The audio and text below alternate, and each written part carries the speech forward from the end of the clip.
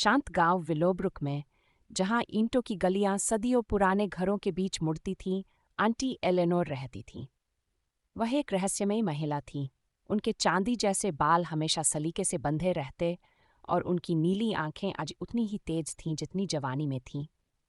परिवार में सभी जानते थे कि उनके घर जाना सिर्फ गर्म चाय और घर की बनी मिठाई खाने तक सीमित नहीं था। वहाँ कहानियाँ सुनाई जातीं, राज बांटे जाते और हवा में जादू की हल्की सी खुशबू बसी रहती। उनकी नातिन लिलियन अक्सर वहाँ आती, अपनी आंटी की रहस्यमयी आदतों के बारे में जानने के लिए बेताब रहती। मगर सबसे हैरान करने वाली चीज़ वह सफ़ेद फाख्ता थी जो कभी आंटी एलेनोर का साथ नहीं छोड़ती। वह उनके कंधे पर बैठी रहती, धीरे धीरे गुनगुनाती, जैसे कोई ऐसे राज कह रही हो जो सिर्फ आंटी एलेनोर ही सुन सकती थी। ये फाख्ता आपका साथ कभी क्यों नहीं छोड़ती आंटी एलेनोर?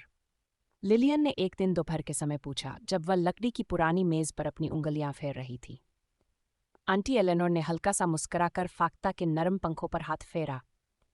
आह, मेरी प्यारी, इस फाख्ता के पास एक कहानी है, ऐसी कहानी जो मेरे साथ तब से है जब मैं तुम्हारी उम्र की थी। लिलियन और करीब आ गई, उसकी आंखों में जोश और हैरानी चमकने लगी। ये कहानी बहुत साल पहले शुरू हुई थी, एक ऐसी जगह जहां से यहां तक का सफ़र लंबा था। आंटी एलेनोर ने कहा, अपनी झूलती हुई आराम कुर्सी पर बैठते हुए। मैं एक जवान लड़की थी, सपनों से भरी हुई, और गांवों में घूमती फिरती थी, जब एक दिन मुझे एक प्राचीन बलूत के पेड़ के नीचे एक घायल फाख्ता पड़ी मिली। उसका पंख टूटा हुआ था और वह तकलीफ से कांप रही थी। लिलियन ने सांस रोके सुना। मैं उसे वहीं छोड़ सकती थी, मगर मेरे दिल ने कहा कि ये कोई आम परिंदा नहीं है, इसलिए मैंने उसे उठाया और अपने साथ ले आई। रोज़ रोज़ मैंने उसका इलाज किया और जल्द ही वह फिर से उड़ने के काबिल हो गई। मगर जैसे ही मैं उसे वापस जंगल में छोड़ने का सोच रही थी, कुछ अविश्वसनीय हुआ। कमरा खामोश हो गया, सिर्फ फाख्ता के पंखों की मद्धम सरसराहट सुनाई दे रही थी।